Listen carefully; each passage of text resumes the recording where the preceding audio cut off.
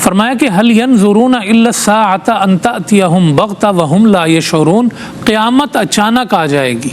اور لوگوں کو اس کا پتہ بھی نہیں چلے گا، خبر بھی نہیں ہوگی۔ تو مطلب یہ ہوا کہ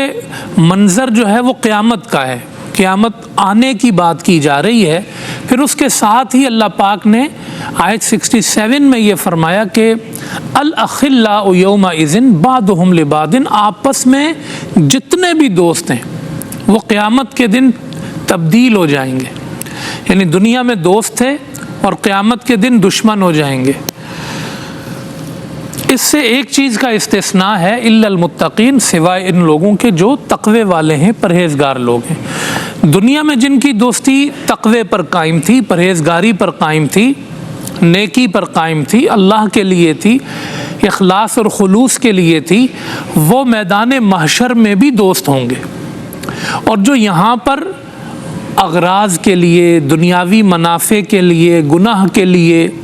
برائیوں کے لیے دوست بنے تھے، اکٹھے ہوئے تھے، تو وہ ان کا اجتماع ختم ہو جائے گا، ان کی آپس کی وہ محبت ختم ہو جائے گی اور دشمن ہو جائیں گے آپس میں۔ اور یہ موضوع قرآن کریم کا ایک خاص موضوع ہے کہ قیامت کے دن آپس میں لوگ ایک دوسرے سے جھگڑیں گے کیسے، یعنی جو جہنم میں جانے والے ہیں وہ ایک دوسرے پر ڈال رہے ہوں گے۔ اگر کسی نے پیروکار برا بنا لیا ہے تو وہ اپنے پیروکاروں کو گالیاں دے رہا ہوگا، پیروکار اس کو گالیاں دے رہے ہوں گے۔ شیطان کے پیچھے چلے تو شیطان پہ الزام لگا رہے ہوں گے، شیطان ان کو جواب دے رہا ہوگا کہ تم نے میری مانی تو رحمان کی مان لیتے، میرا کیا قصور ہے، میں نے تو دعوت دی تھی خالی۔ تو یہ ایک خاص منظر ہے قیامت کے دن کا۔ اس کو قرآن کریم نے یوں بھی بیان کیا کہ اتخذتم من دون اللہ اوثانا، جو بت تم نے دنیا میں قائم کیے وہ حقیقی دوست نہیں تھے، وہ بت تھے۔ یلعن بعضکم، وہ ایک دوسرے کو وہاں لعنت دے رہے ہوں گے، یلعن بعضکم بعضا، اور ایک دوسرے پر الزام لگا رہے ہوں گے کہ یا اللہ اس کی وجہ سے ایسا ہوا تھا، اس کی وجہ سے ایسا ہوا تھا۔ اور جو نیک لوگ ہوں گے آپس میں تقوی کی وجہ سے ان کی دوستیاں بنی ہوں گی، اللہ کے لیے انہوں نے دوستی کی ہوگی، وہ وہاں پر جو ہے سکون سے ہوں گے، وہ وہاں پر اطمینان سے ہوں گے۔ اور ان کو اللہ پاک یوں مخاطب کرے گا کہ یا عباد لا خوف علیکم الیوم ولا انتم تحزنون، اور تم پر آج نہ خوف ہے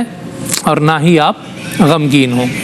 جو فرمایا کہ الا ان اولیاء اللہ لا خوف علیہم ولا هم یحزنون، اسی کو ایک اور صورت میں یہاں پر بیان کیا گیا ہے کہ اللہ کے جو دوست ہوں گے ایسے، ان پر نہ کوئی خوف ہے اور نہ ہی وہ غمگین ہوں گے۔ اس دوستی کو قرآن کریم نے بڑی اہمیت کے ساتھ بیان کیا ہے، والمؤمنون والمؤمنات بعضهم اولیاء بعض، کہ مومن مرد آپس میں دوست جو ہوں گے اور مومن خواتین جو آپس میں دوست ہوں گی، یأمرون بالمعروف، ان کی نیکی کی علامت کیا ہے کہ یہ اچھائی کا حکم دینے والے ہوں گے، وَيَنْهَوْنَ عَنِ الْمُنْكَرِ، یہ برائی سے روکنے والے ہوں گے، وَيُقِيمُونَ الصَّلَاةَ، نماز پڑھنے والے ہوں گے، وَيُؤْتُونَ الزَّكَاةَ، زکوٰۃ دینے والے ہوں گے، وَيُطِيعُونَ اللَّهَ وَرَسُولَهُ، یہ جو مومن دوست ہوں گے یہ اللہ رسول کی اطاعت کرنے والے ہوں گے، أُولَٰئِكَ سَيَرْحَمُهُمُ اللَّهُ، ان قریب اللہ ان پہ رحم فرمائے گا، اور وہ رحم قیامت کے دن ہوگا اور اللہ پاک انہیں اپنے دائرہ رحمت میں لے لے گا۔ تو یہ جو دوستی ہے یہ بڑی خاص ہے، جو دین کی بنیاد پر ہو، تقوی کی بنیاد پر ہو۔ یا ایھا الذین آمنوا اتقوا اللہ وکونوا مع الصادقین، ایمان والو اللہ سے ڈرو اور سچی دوستی میں رہو، جو سچا تمہیں نظر آئے نا اس سے دوستی کرو، اس کے ساتھ ہو جاؤ، اس کی مجلس میں چلے جاؤ۔ یہ بڑی فلسفی ہے قرآن کریم کی۔ آپ اگر اپنی دوستوں کی ایک فہرست بنا لیں اور ان دوستوں میں کچھ برائیوں میں مبتلا ہیں، بری عادات میں مبتلا ہیں، تو انسان فیل کرے گا کچھ ہی ٹائم میں کہ وہ برائیاں اس کی آنکھوں میں ہلکی ہو جائیں گی، اس کے ساتھ بیٹھ بیٹھ کے بھلے وہ پہلے کہتا ہو میں پیتا نہیں ہوں، میں یہ نہیں کرتا ہوں، میں وہ نہیں کرتا ہوں، لیکن کچھ ٹائم کے بعد اس کے لیے اس کا ماحول سازگار ہو جائے گا۔ تو اثر پڑتا ہے آپ کے ساتھ رہنے والے کا، آپ سے بات کرنے والے کا، ٹھیک ہے۔ اگر وہ بزدل ہے تو آپ کو بزدل بنا دے گا، بہادر ہے تو آپ کو بہادر بنا دے گا، تاجر ہے تو آپ کو تاجر بنا دے گا، نیک ہے تو آپ کو نیکوکار بنا دے گا، بد ہے تو آپ کو بدکار بنا دے گا۔ وہ دنیا و آخرت کی جس صفت سے جو ہے وہ صفت کا حامل ہے وہ آپ کو وہیں لے جائے گا۔ اس لیے یہ بڑی خاص بات ہے کہ وَكُونُوا مَعَ الصَّادِقِينَ، اپنے جو دوست ہیں وہ آپ اچھے بنائیں، ان کی فکر بلند ہو، ان کی سوچ بلند ہو، وہ گناہوں سے کنارہ کش ہوں، وہ حرام سے ڈرانے والے ہوں، حلال کی طرف لے جانے والے ہوں، دنیا کے خطرات سے بچانے والے ہوں، آخرت کے خطرات سے بچانے والے ہوں۔ ایسے لوگ پھر آپ کو کم ملیں، بھلے آپ کو پھر زندگی میں یہ کہنے کا موقع نہ ملے کہ میری پی آر کم ہے، میرے تعلقات کم ہیں، کوئی بات نہیں۔ حضرت ابو ذر رضی اللہ تعالیٰ عنہ کہیں بیٹھے ہوئے تھے تو آپ نے یہ حدیث سنائی کہ میرے آقا کریم صلی اللہ علیہ وسلم نے فرمایا کہ اگر اچھا دوست نہ ملے تو پھر تنہائی میں بیٹھنا اچھا ہے۔ تو تنہائی بھی اگر پھر میسر آ جاتی ہے تو وہ تنہائی اس بری دوستی سے بہتر ہو جاتی ہے۔ تو دوست بھلے کم ہوں لیکن ایسے ہوں، قرآن کہتا ہے کہ اگر آپ مر بھی جائیں تو وہ یوں کہے والذین جاءوا من بعدہم یقولون ربنا اغفر لنا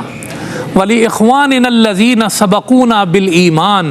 وہ آپ کے جانے کے بعد بھی آپ کے لیے دعائے مغفرت کر رہا۔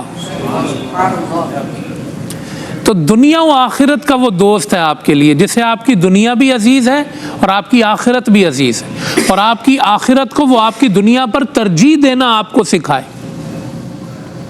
کنتم خیر امت اخرجت للناس تأمرون بالمعروف وتنہون عن المنکر، دیکھیں جمع کے صیغے ہیں،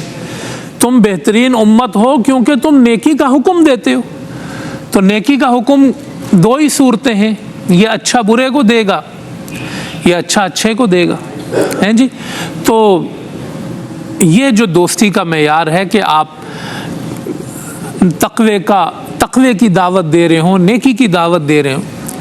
اور قیامت کے دن جیسے یہ آیت میں نے پڑھی کہ الاخلاء یومئذ بعضهم لبعض عدو الا المتقین یا عباد لا خوف علیکم اليوم ولا انتم تحزنون،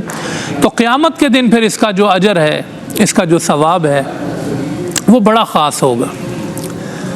اور وہاں پر انسان اللہ کی بارگاہ میں جب پہنچے گا تو ایک جملہ اللہ پاک میدان محشر میں کہے گا، کہاں ہیں وہ جنہوں نے میرے لیے محبت کی، کہاں ہیں وہ جنہوں نے میری خاطر محبت کی، میری وجہ سے محبت کی، اللہ کے لیے محبت، اللہ وہ کدھر ہیں؟ اور آپ صلی اللہ علیہ وسلم نے فرمایا کہ ان میں اگر ایک مغرب میں رہتا ہے اور ایک مشرق میں رہتا ہے تو دنیا میں تو ان میں دوری تھی لیکن دوستی تھی اللہ کے لیے، تو قیامت کے دن اللہ مشرق و مغرب والے کو جمع فرما دے گا کہ بھئی آ جاؤ، تم نے میری خاطر محبت کی۔ اور بلکہ جن لوگوں کو اللہ پاک نے عرش کا سایہ دینے کا وعدہ کیا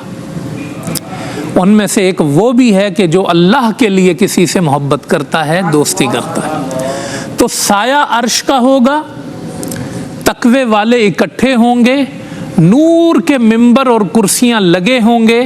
اور وہ عزیز ملیک مقتدر کے سامنے موجود ہوں گے۔